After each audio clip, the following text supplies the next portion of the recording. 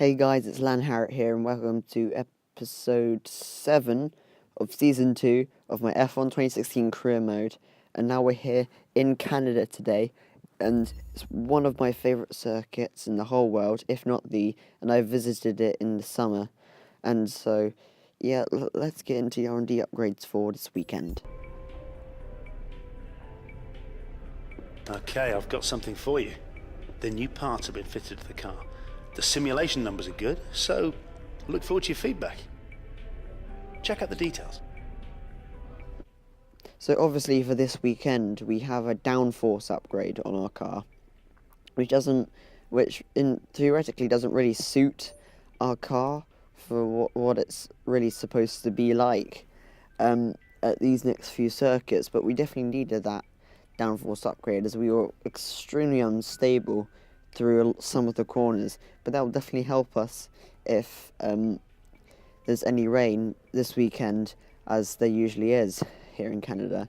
So let's get into practice 1 and see what we can do. Here we are, live in Montreal at the Circuit Gilles Villeneuve, where the teams are making final preparations before today's practice session gets underway.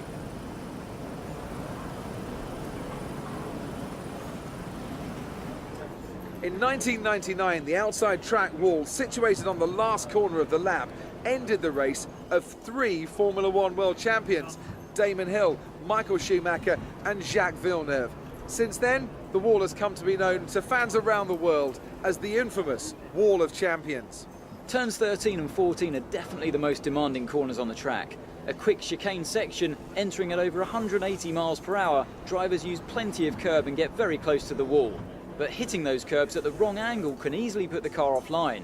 You'll see a lot of drivers bail out of committing into turn 13 using the escape road to avoid contact with the wall. So here we are in practice 1 for the Canadian Grand Prix, and it seems that it's going to be, like I predicted, there's going to be a bit of rain at the end of P3 and in the race itself, so that will definitely make it interesting.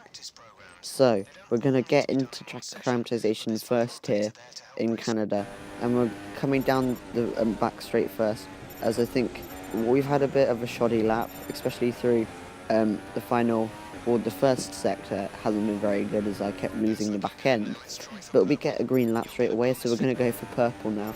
As we come onto the end of this lap, it seems that we've got a full purple lap again, which we achieved at the end of last year. So that downforce upgrade really has come into its own here in Canada. And so now we're going to go into P2 and we're going to do our qualifying pace. And I really like Canada, one, because it's my favourite track and I've obviously visited it. And the second is that I'm actually really good at this track on the game. And I think we've shown that we have a lot of pace this weekend as we get our target lap time straight away, and it says we're predicted to finish first, so let's get into qualifying. And welcome from the Circuit Gilles Villeneuve, home to the Canadian Grand Prix, for today's qualifying session. When it comes to getting lap time out of this circuit, it's traditionally been about maximising top speed. Do you simply remove as much downforce as possible, hang on into the corners and max out down the straights? Top speed is a key factor for this circuit. Even if you can achieve the same lap time as someone running less wing than you, chances are you'll find overtaking difficult if you have too much drag. So here we are in qualifying 1 for the Canadian Grand Prix, and I think we probably, as much as they are straights, our car is still pretty unstable at the moment, and so until we get those drag upgrades and everything like that, because that obviously contributes to downforce, we're going to need to have a bit more downforce on the car, because that's where our car is strong.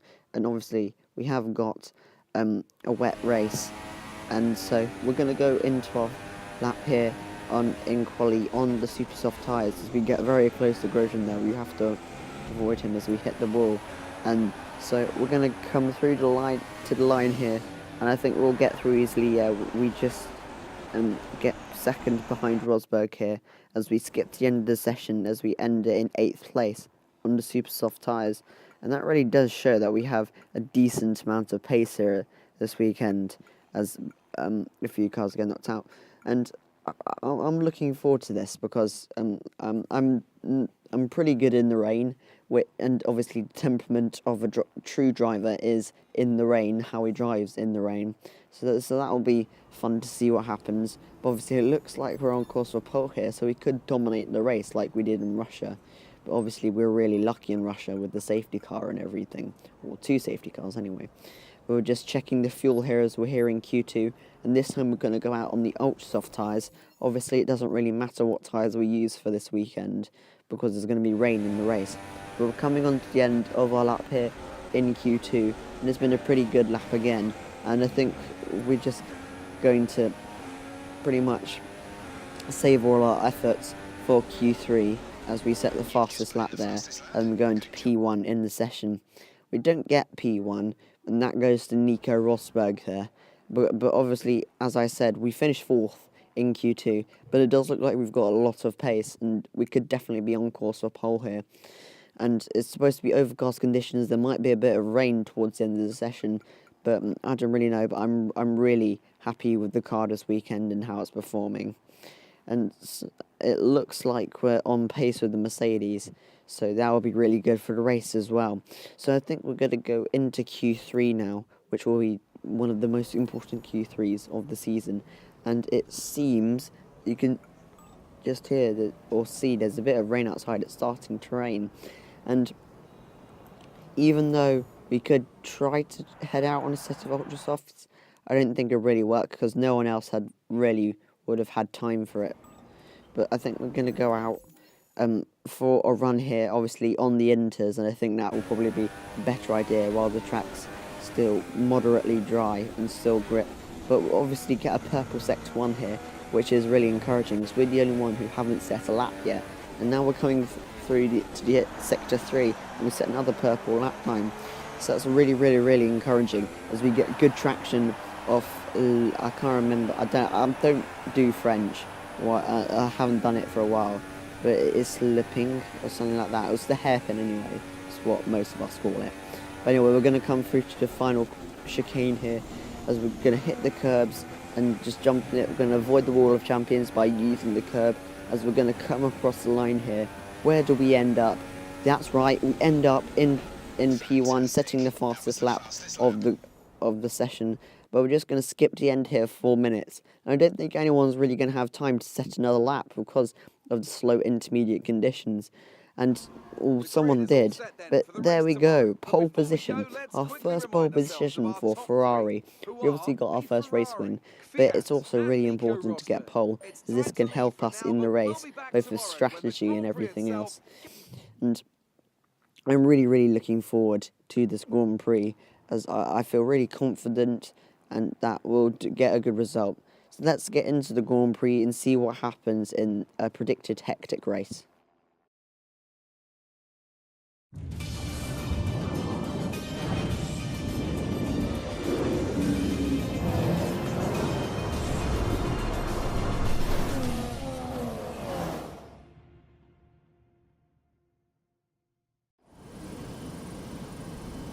Canada has a true love affair with Formula One.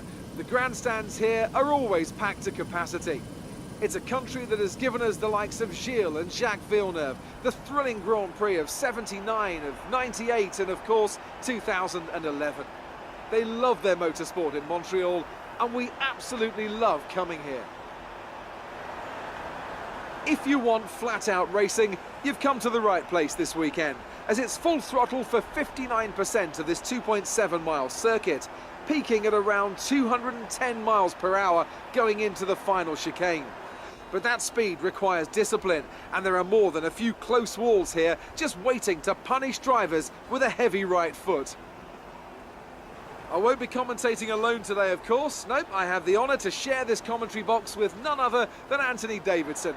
And you and I were talking earlier today about how tight that midfield battle is compared to the last couple of years. Why do you think that is?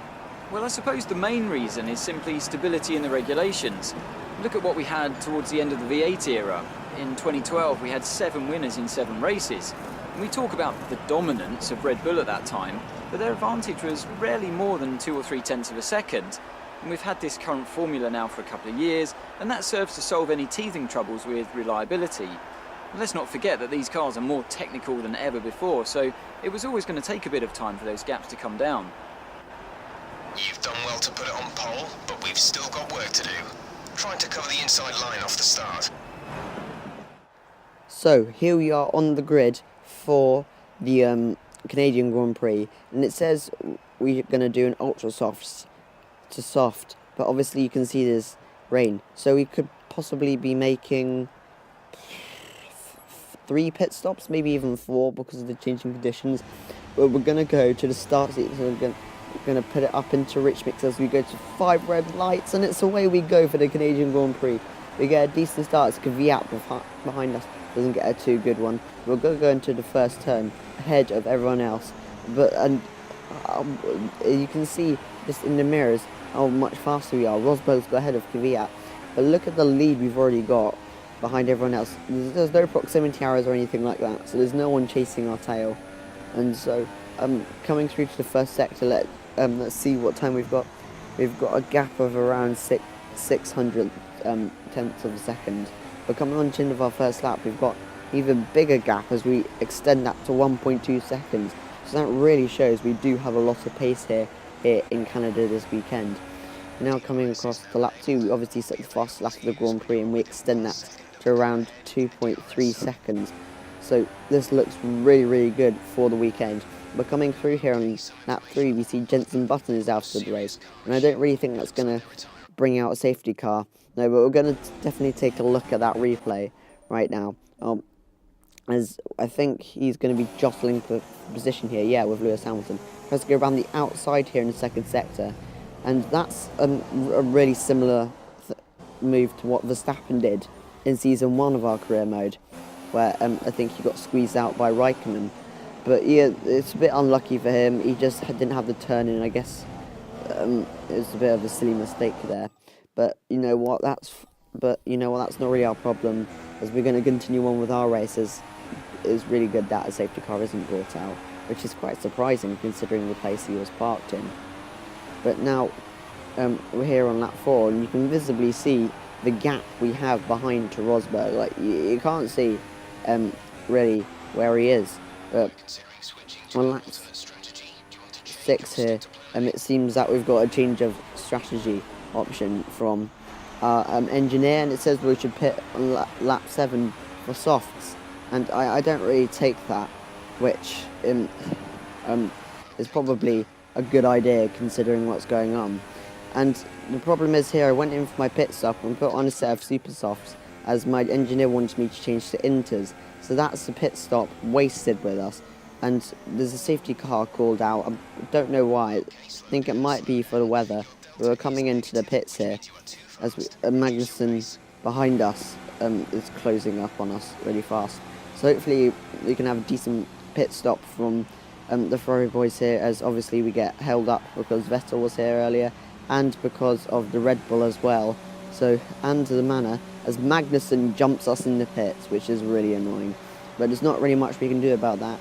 We could have continued on the ultra softs from one more lap and maybe built the lead even more and put on the inters. But it's kind of a throwaway set there on the super soft. So I'm not happy, but we're going to have our work cut out here when the safety car comes in. And the safety car is coming in here on lap 15, so we're going to try and close up on Magnussen here.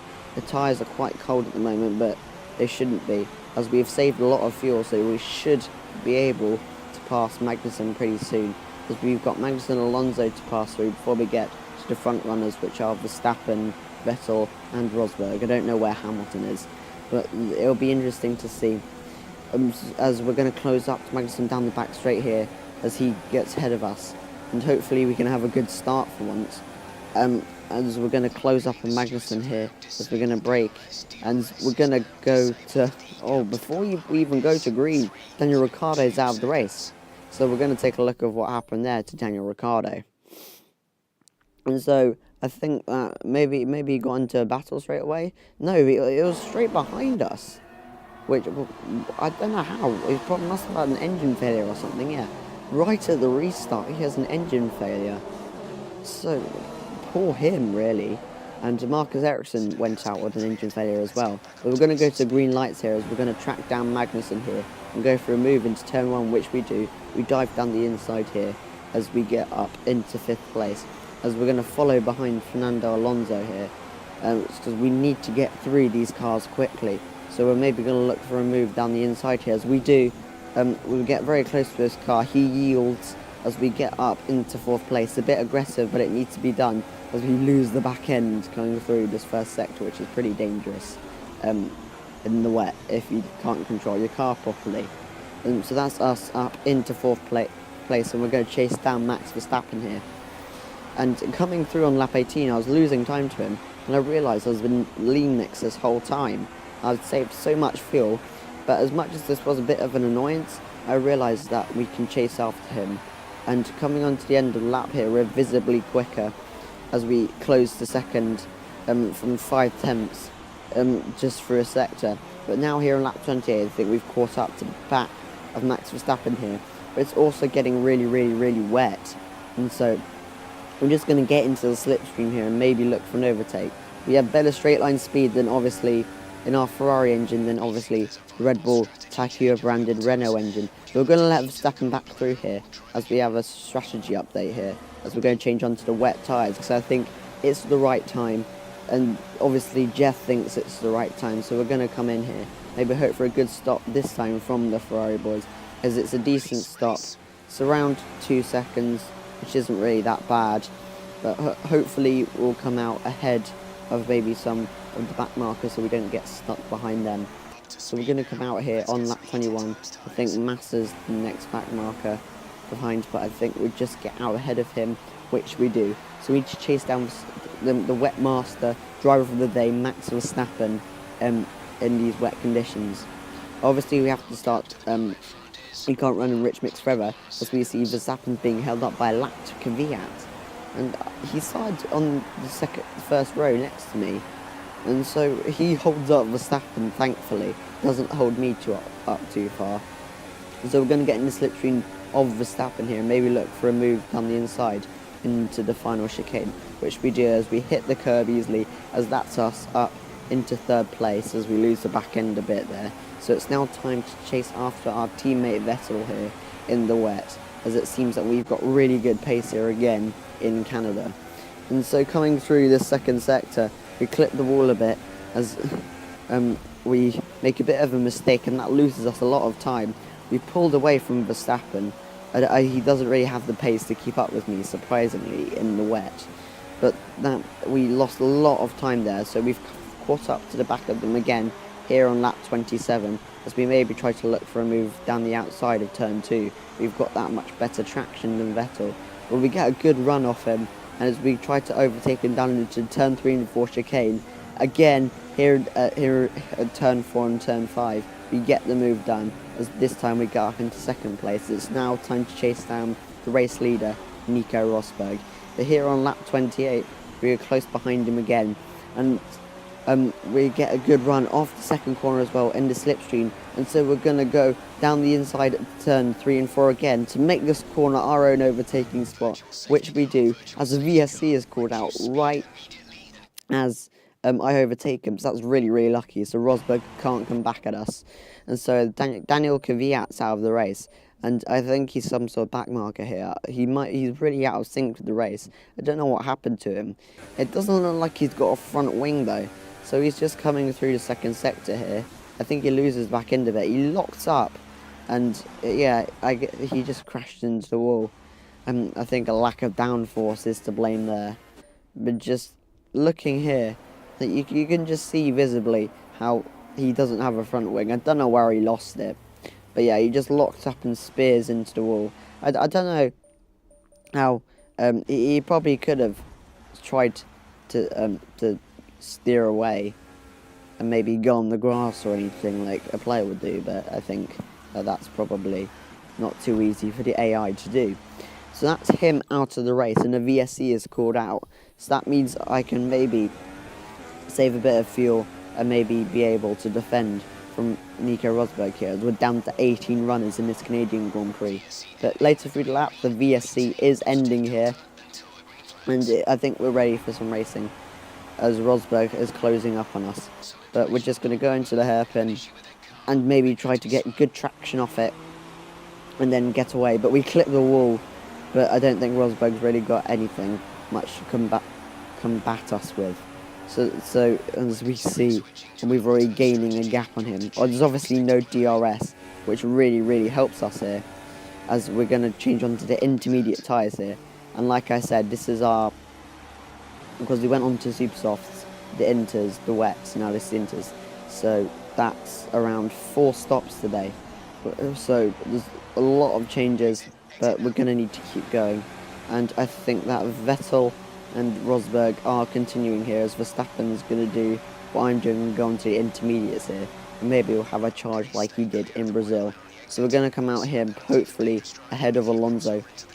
Yes, we do, as we're in 3rd place. As we're going to maybe try to put in a really hot lap so we can jump those two in the 2 Germans in the pits. Which we duly do here on lap 29, going on to lap 30, as we regain the lead of the Grand Prix here in the intermediates. And obviously, because they're still in the pits, we should be able to gain a few seconds, which we do. So you can see we've got a lead of around 6 seconds here. And coming on to the final lap, we still have a lead of around 6 seconds. So that is going to help us to take the win here in Canada, as we're going to come through the final corner, or corners, here in Canada, my favourite track in the world, and get our 2nd win of the season. We've got time, we can swerve as we take the win here in Canada. Come on! That's a race win. You've